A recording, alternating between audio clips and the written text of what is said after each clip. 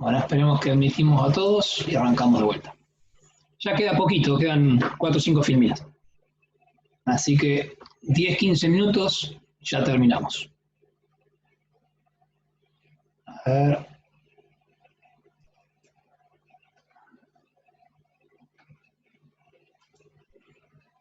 Bueno, lo dejo acá, así voy admitiendo a medida que voy hablando. Bueno, como les decía, lo importante que es tener orden en la obra, porque no solamente podemos llegar a tener algún tipo de, nos podemos llegar a clavar algo en las piernas, sino tenemos que un tipo, nos podemos tropezar y imagínense un tropiezo a nivel del piso, de última nos caemos o nos podemos clavar con un clavo o lo que sea, pero si nos tropezamos en un segundo, tercer, octavo piso, es muy probable que tengamos una caída a distinto nivel y ya pasaría a ser un accidente grave, mortal. Una caída desde un tercer, cuarto piso, por lo general, termina en muerte. ¿Tá? Así que el tema de la obra es fundamental, siempre mantener una obra en condiciones y con orden de limpieza. ¿Tá? Bueno, creo que ahí ya admití a todos, así que continuamos. Bueno, ya casi terminamos. Mira, casi nos alcanza una videoconferencia de un Zoom solo. Sí, nos queda con 3 filminas y 4 y terminamos. Una vez que nosotros identificamos todos los riesgos que están presentes, lo que tenemos que hacer, obviamente, es eliminarlos o al menos disminuirlos para que no vuelvan a ocurrir. Entonces, tenemos que adoptar ciertas medidas que las podemos clasificar de 3 tipos. Medidas organizativas, medidas de materiales o humanas. Las organizativas podemos hablar lo que es política de seguridad de la empresa, es cuánto compromiso puede llegar a tener la gerencia o la misma la empresa con la seguridad. Entonces tenía que tener un objetivo bien claro de que la importancia que tiene la seguridad en la empresa o en la tarea que estén desarrollando. ¿Está? Esa como medida organizativa. Después programas de inspección y auditorías. ¿A qué se refiere con esto? Es que si nosotros adoptamos diferentes medidas a adoptar y demás, bueno, tenemos que hacerle un seguimiento, una inspección o una auditoría para asegurarnos de que esas condiciones se mantengan con el tiempo. ¿Está? Si nosotros adoptamos una medida correctiva para tal y tal cosa, bueno, una vez que la implementamos, después tenemos que revisar para ver si se sigue implementando. ¿Tá? Después tener planes de mantenimiento preventivo. Esto es fundamental. Es fundamental. ¿Por qué? Porque, por ejemplo, si nosotros una máquina se desgasta, bueno, va a llegar un momento que esa máquina se va a romper si no le hacemos un mantenimiento. Es como el coche, el auto que tenemos nosotros. Si por lo general a los 10.000 kilómetros se le tiene que hacer un service, un mantenimiento, porque si no se te va a romper. Se te va a romper una correa, se te va a romper por el aceite, se te va a fundir el motor o lo que sea. Entonces, las máquinas, lo mismo. Hay que hacer un plan de mantenimiento justamente preventivo para prevenir que se rompa esa máquina y que nos pueda producir un accidente o una enfermedad profesional. ¿Tá? Porque no solamente el accidente, una enfermedad profesional también, porque si nosotros, alguna máquina que transporte polvo, supongamos, y no le hacemos el mantenimiento correspondiente, y en una de las, por ahí se les rompe una manguera, empieza a tirar polvo, cemento, cal, lo que se les ocurra al medio ambiente, y lo que nos genera una polución que a consecuencia nos genera una enfermedad profesional a nosotros. Entonces, todas las máquinas tienen que tener un mantenimiento preventivo.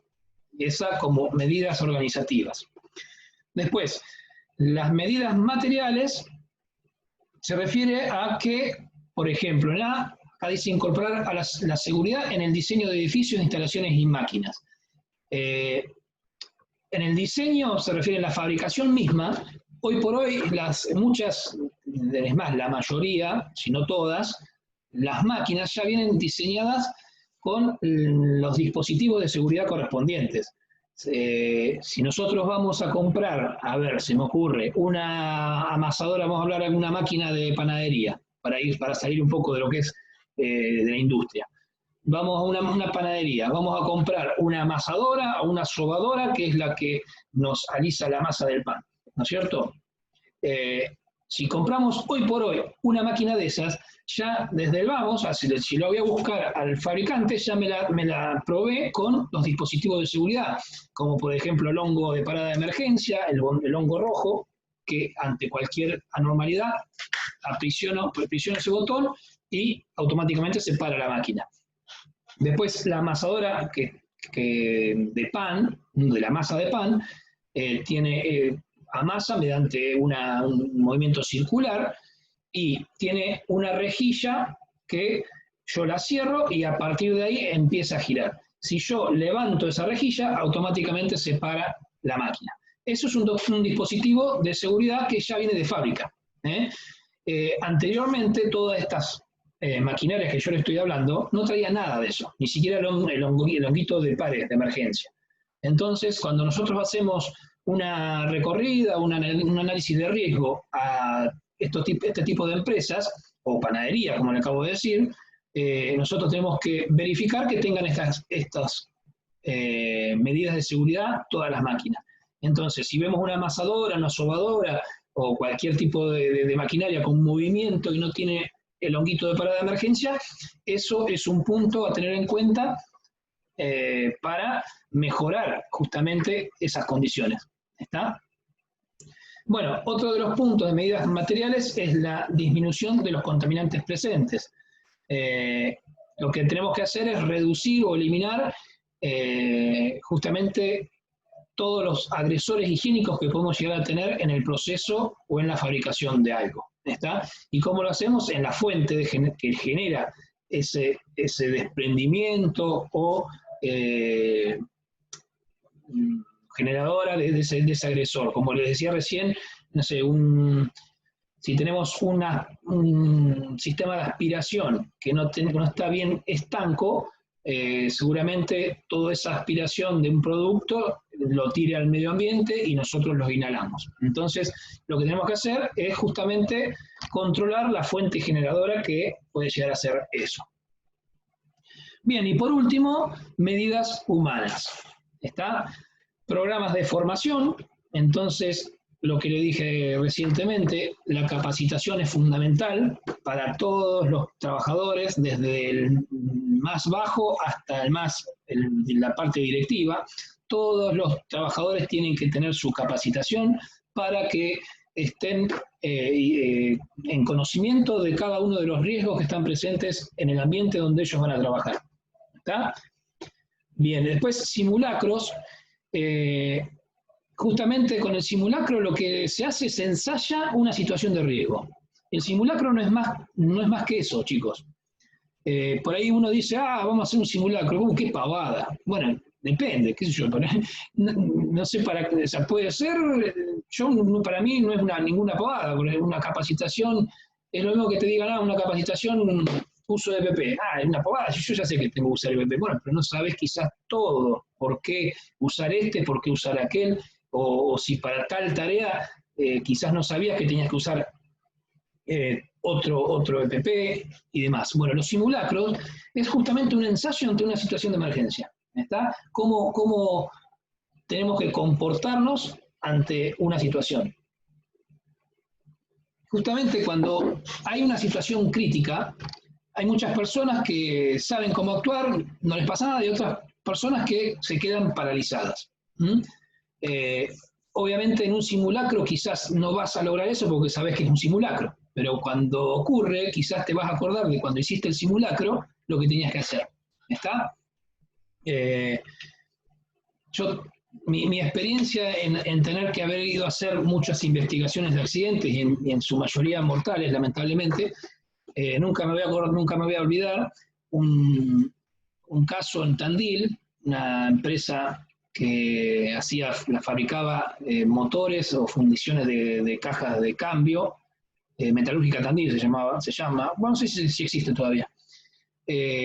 Había un horno de fundición de acero, imagínense la temperatura, y había 3 operarios alrededor del horno, un horno de 1 metro de diámetro por 1 metro y pico de alto, y estaban colocándole material de aporte, que obviamente es el mismo metal, pero en condición sólida. Lo estaban colocando dentro del horno, el horno se atoró y estaban con unas lanzas tratando de desatorarlo. Se produce una fuga porque esos hornos se calientan mediante inducción, o sea, mediante una corriente eléctrica que circula por debajo, obviamente, y se refrigera mediante agua.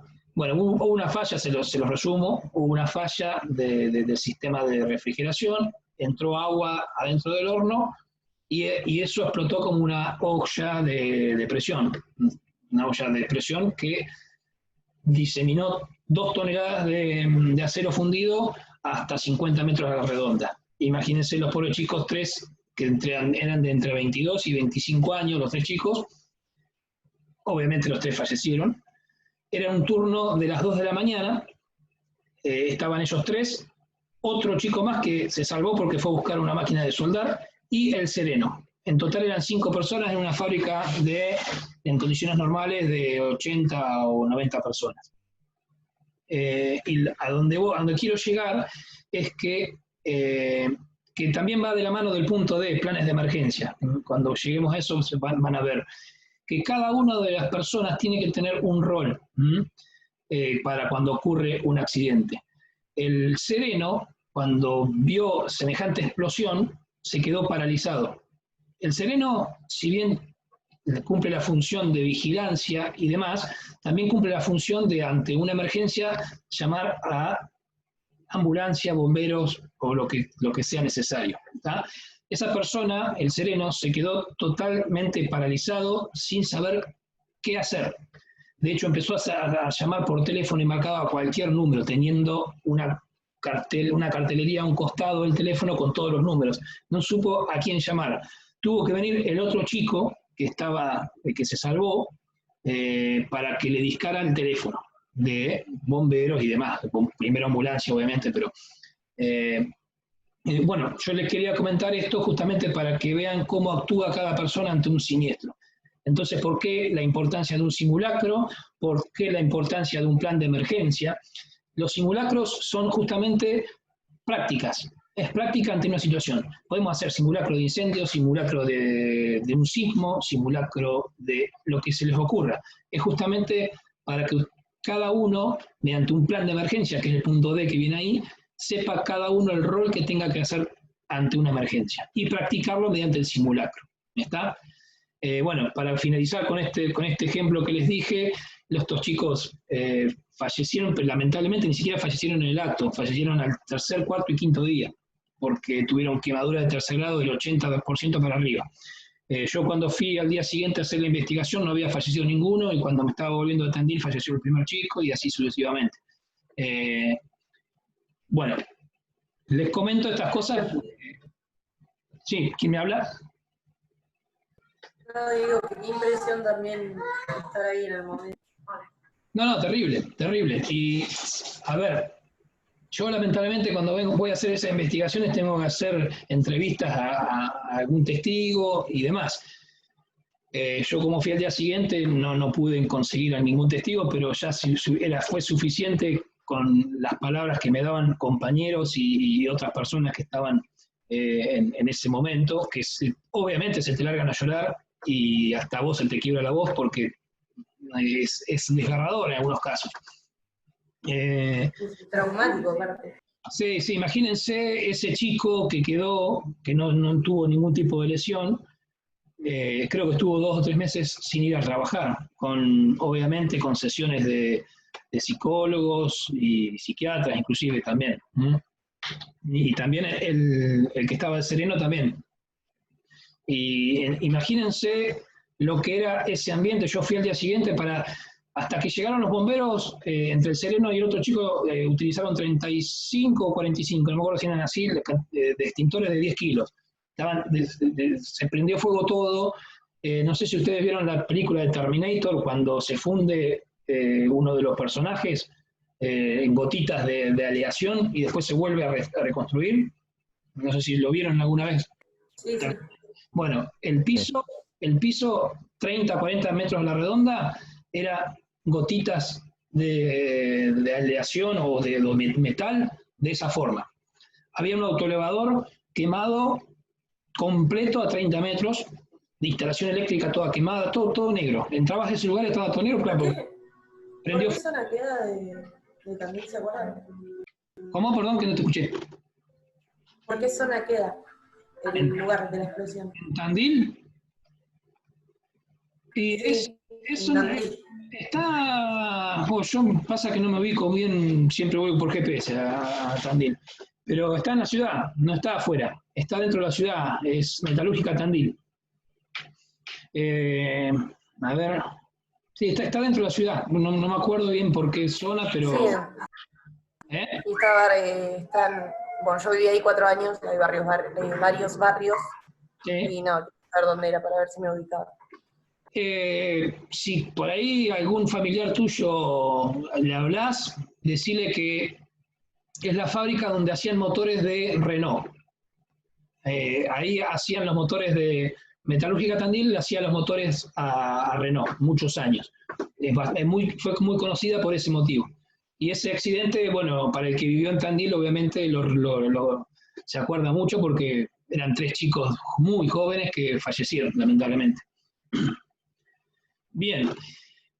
Bueno, para terminar, a ver qué me quedó. Procedimientos operativos. Bueno, justamente lo que les dije de la unidad que viene, que los ATS y los PET, que es programa específico de trabajo, que son manuales de procedimiento donde se describe secuencia por secuencia cómo se va a desarrollar la tarea y los riesgos que van a estar presentes. Y en función de esos riesgos, qué medidas adoptar. Esos son los procedimientos operativos. ¿Está? Y como les dije, perdón que pasé la filmina, los planes de emergencia, que lo que se tiene que hacer es para cada tipo de emergencia, justamente, saber los roles que tienen que interpretar cada uno de los trabajadores y administrar cada uno de los recursos, que cada uno de estos trabajadores sepan administrar cada uno de estos recursos. ¿Sí? Bien, esto creo que es todo. Sí, acá terminamos. Así que acá estaríamos terminando con lo que es riesgos mecánicos. ¿Alguna duda les quedó con respecto a esta filmina, a este PowerPoint? ¿No? Ya está. ¿Sí? ¿Quién me habló? No, yo. Sí, ya estaba subido en recursos el PowerPoint. Me fijo. Espera que ya que está, le comparto la pantalla de... Sí, ya está en la unidad 2, el último. Yo lo descargué recién. ¿Sí está? En la unidad 3, creo. Está en la unidad 3. Sí, sí. Acá. Después de que lo dije me di cuenta. A ver, vamos a entrar. ¿Ustedes están viendo la pantalla? Porque no sé si la compartí. Sí, sí. Sí, profe. Sí. Bueno, acá en unidad 3 está entonces matriz de riesgos, EPP, elemento de protección personal, riesgos eléctricos y riesgos mecánicos. ¿Ahí están viéndolo ustedes? Sí, genial. Profe. Sí. Bueno, acá ven que dice obligatorio y está tildado, sí, están las 4, ¿ven los 4 tildes ustedes? Sí, sí. Sí, profe. Eso significa que está, ya lo pueden ver ustedes. Riesgo mecánico, ingresan acá, es el PowerPoint que acabamos de ver. Acá tienen una breve descripción y acá está el PowerPoint. Riesgos mecánicos lo pueden descargar o directamente lo pueden mirar desde acá. Este Word que está acá es parte de lo que está en el PowerPoint. Yo directamente les diría que miren el PowerPoint y listo. ¿Está?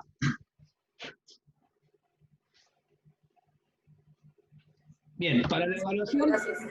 para la evaluación del viernes que viene lo vamos a hacer, la evaluación a partir de las 20 horas van a poder ingresar, ¿sí? Y van a tener hasta las 22 horas. Sí, bueno, le voy a habilitar 2 horas para hacerlo. ¿Tá? Lo que va a contemplar es estos 4 puntos que le dije recién. Matriz, PP, riesgos eléctricos y riesgos mecánicos, ¿sí? Y ya después, el viernes que viene, arrancaríamos con la unidad 3, que bueno, acá dice 4, pero es porque tuvimos que poner acá el curso inicial. Pero es la unidad 3, herramientas del sistema, que si entramos ya les muestro que es análisis de tarea segura, procedimiento escrito de trabajo, el método de las 5 S para orden y limpieza, y mediciones laborales y ambientales. ¿Está? ¿Sí? Bueno. Sí, profe. Sí, profe. ¿Quién tiene alguna duda? No, ya cortamos por hoy y a mí no me van a ver, el viernes que viene no me ven porque va a ser la evaluación. ¿Está?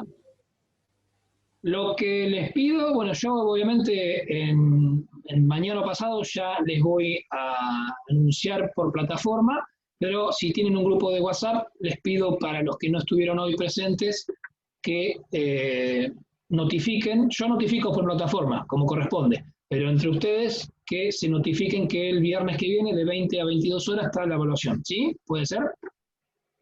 Sí, profe. Sí, profe. Bueno, Sí. listo, entonces nos vemos y les deseo un buen fin de semana, ¿sí? Gracias, profe. Gracias, igualmente. Gracias, profe, Gracias, igualmente. profe. Adiós. Buen fin de. Buen fin de, chau.